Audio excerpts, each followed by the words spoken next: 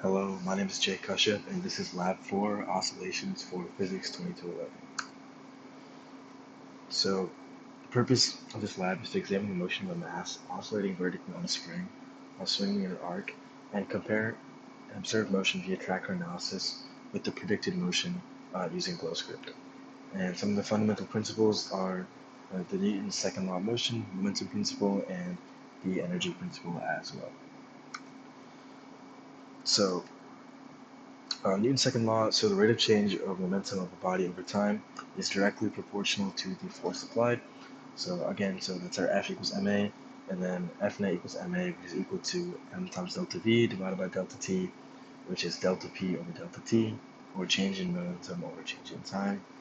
And then for our energy principle, we have that the changed energy of a system is equal to the work done on the system by the surroundings plus the exchange of thermal energy between the system and the surroundings.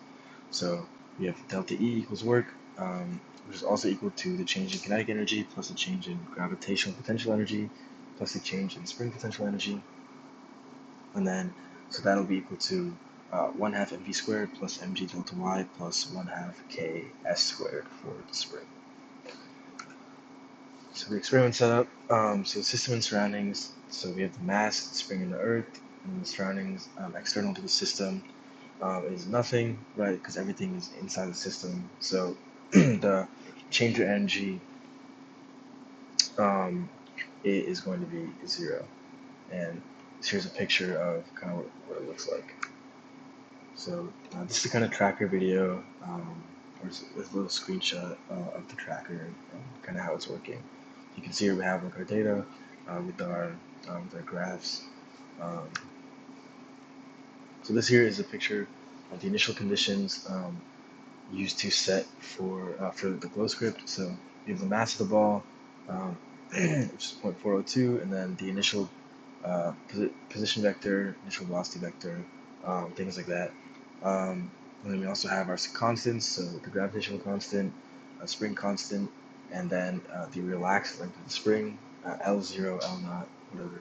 Um, and then here we're kind of just calculating our vectors, and then down here we're calculating kinetic energy, so we have half mv squared, and then gravitational potential energy, mgy, right, and then spring potential energy, which is half times ks squared, and then our total energy is adding up all of those three components.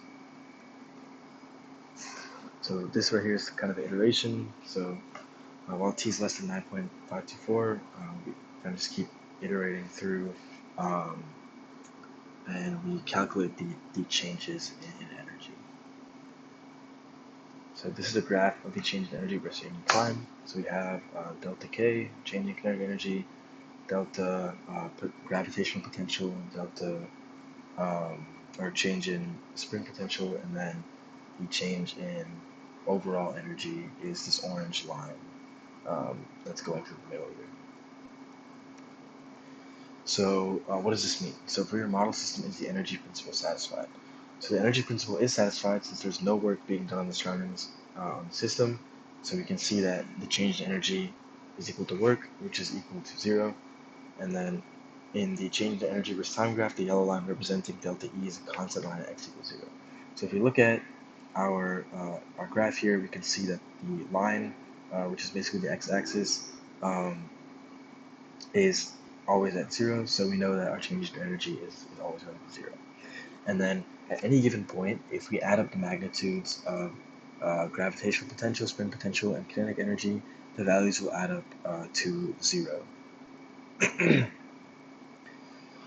So using the data you obtain in the tracker, make two separate estimates of oscillation periods. So x position, so the time for 3 oscillations, 4.96 seconds, time per oscillation, 4.96 over 3, which is 1.65, and then y position, it took 4.9 seconds for 3 oscillations, and then that would be 1.53 seconds per oscillation.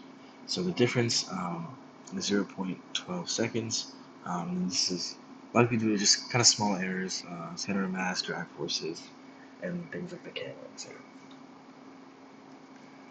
And thank you for watching.